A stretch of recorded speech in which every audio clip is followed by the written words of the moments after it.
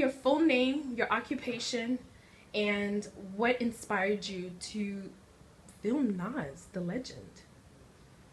Um, so Eric, I'm Erik Parker. I'm the writer, producer of Time is Illmatic, and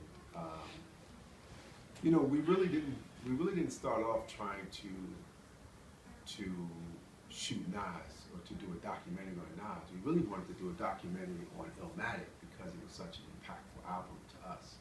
So the album was really important to our generation because it spoke to us in a way that no other album had. You know, many albums will make you party. Some albums would make you want to dance. Some albums would make you want to, you know, read a book maybe. Some albums will make you want to rap. Some albums might make you want to do graffiti or what have you. But very few albums made you want to sit back and be introspective and look at the world through this lens that this young man showed us the world through. And that world we all related to. So in a way to try to say this needs to be seen, heard, understood by more people than just those people who lived it, we decided to start off on this journey. this is One9. I'm the director producer of Nas Time is Illmatic.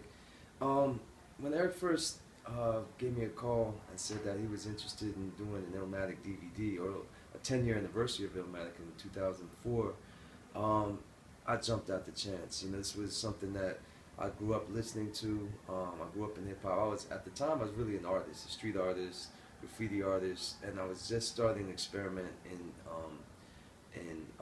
camera work, production, editing, and so forth. Initially, as Eric was saying, we had an idea to do an Illmatic DVD.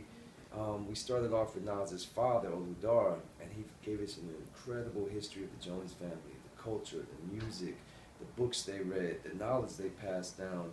And we realized we had a much bigger story than the music. We had a generational story. And it was our approach at the time to really expand on that and really look at the conditions, look at what made these choices for Nas, but also his family. And so we really looked at the album and looked at bigger themes: housing, jails, schools, you know, the family being torn apart. And we looked at how did that affect the Joneses, how did that affect Nasir growing up. And we realized, you know, let's make a movie out of this. We never made a movie before, so this was a trial and error experiment.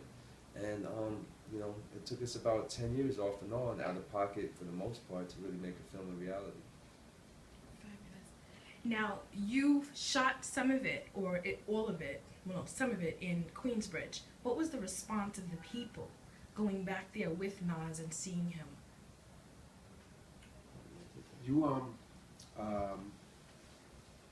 You know, going back to Queensbridge was, first of all, it was magical to be there and witness Nas interacting with the people who actually inspired the making of Illmatic. You know, the one thing that we always want people to take away from this film and from Illmatic, I think it's important, is that Illmatic wasn't just a great album by just this great genius rapper. It was about people. It was about a world experience. It was about a worldview. And that worldview was experienced by those people in Queensbridge. And it also was experienced by people all throughout the country and people throughout the globe.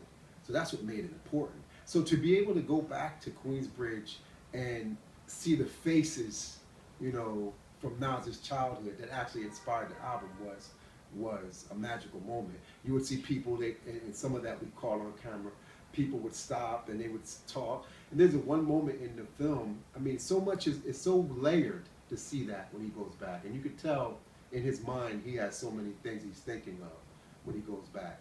And there's this one guy who talks to Messiah. Messiah is sitting on a bench. And, you know, first he talks to a guy who used to make fun of him when he was little, and he's shaking his hand, he loves him. Then he sees Messiah, who's sitting on the bench. This is a big brother who's on the bench. And he shakes everybody's hands. Then he sees Messiah.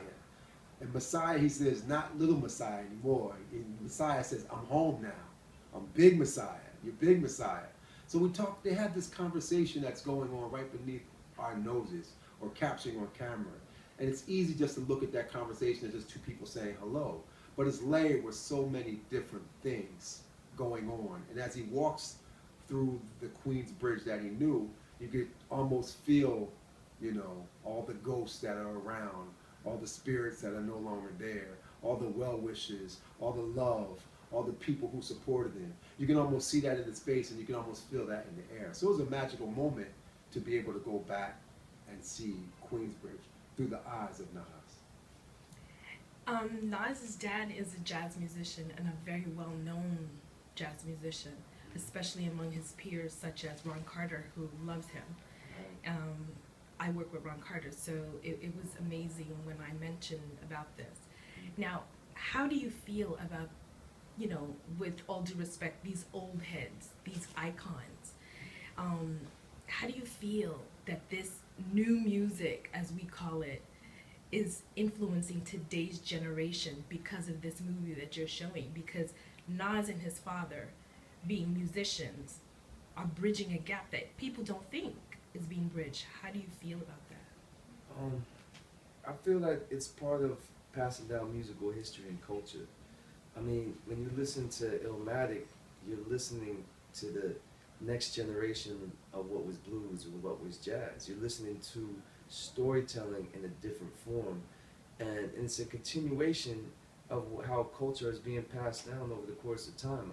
I mean, Illmatic, to us, and you know, even to Nas as well, this his ability to take a situation, no matter how bleak, how dark, and shed some light, give some hope to it, but not preach it in a way, but tell it in a way that really connects to your soul, to your guts.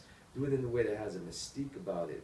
I look at it, Illmatic, me personally, in the way of a continuation from Marvin Gaye's What's Going On. You really connected to the social issues, but made you, give you an hope. It was pain in the music, but it was also hope in it. It was also a spirit in it that made you feel like good about moving through life. And that album really holds true to this day. In our film, we also spoke to a younger generation, from Kendrick Lamar to J. Cole, people that grew up, and they were young at the time, but they're listening to Nas and how he portrayed lyrics and how he talked about people in his community, and it's a way that really is reflective but also inspirational. And we feel like that album will transcend time. Now, today, Ferguson, the issue's still going on. I personally feel this is going to be perfect timing because they need some sort of hope and healing. How do you feel that your movie being released in October, for now everyone to be able to view, how do you feel it can heal a community of hopeless, you know, young black men? I think, you know, I'm glad you asked the question about Ferguson and how basically one of the questions is, what I read into that is how the movie relates to today and what's going on in the world today. And I think it's so powerful to see that what we were going through 20 years ago with Nas documenting with Illmatic is still happening today. And the things that Nas described, explained, lamented, or even just looked out his window and said this is happening, it's still happening today. And in many cases it's happening at a higher degree. The negative stuff is happening at a higher degree. So in Time is Illmatic, Nas' Time is Illmatic, the film, we talk about, and through Nas's eyes, he talks about the criminal justice system, his interaction with police. In Illmatic, he talks about this. And this is something that we all related to then. So I think, you know, what we can do is look at this film, and I think it will help all communities to look and have empathy for those young boys coming of age in this world, in this country, and the problems that they face and the obstacles that they have to climb in order to make it to manhood. And we can understand the world through their perspective. And that will help everybody. That will help all communities. I mean, even now, when you're looking at what's happening in Ferguson, and you see that, you know, it's partly a lack of understanding and a lack of respect. You know, if you look at a kid who gets shot by the police, or who is harassed by the police, or who has so many interactions with the police that he becomes hardened to the police and they become hardened against each other. If you look at that, we hope that you'd be able to understand some of that perspective from the other side, from our side, from the inside out, to say this is why we feel this way. I don't think any one film could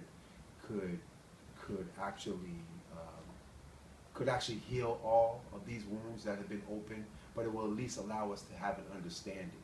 And I think many generations can come to understanding by watching this film. One thing we should mention also is, along with the film, there's an education curriculum being developed for high school students. There's college courses that's going to be taught.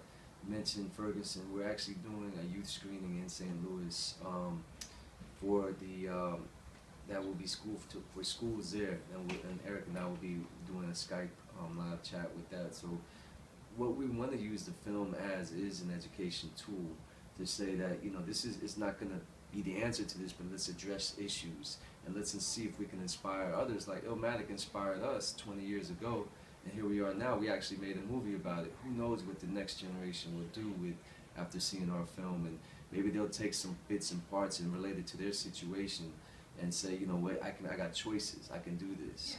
That's what we're hoping to do with the film. Where can we catch the film?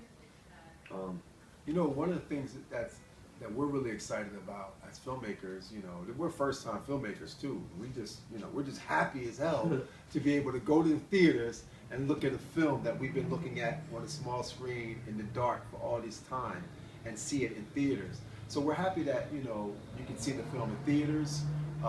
You can find out where it's playing. It's playing in most people's most people are in your city.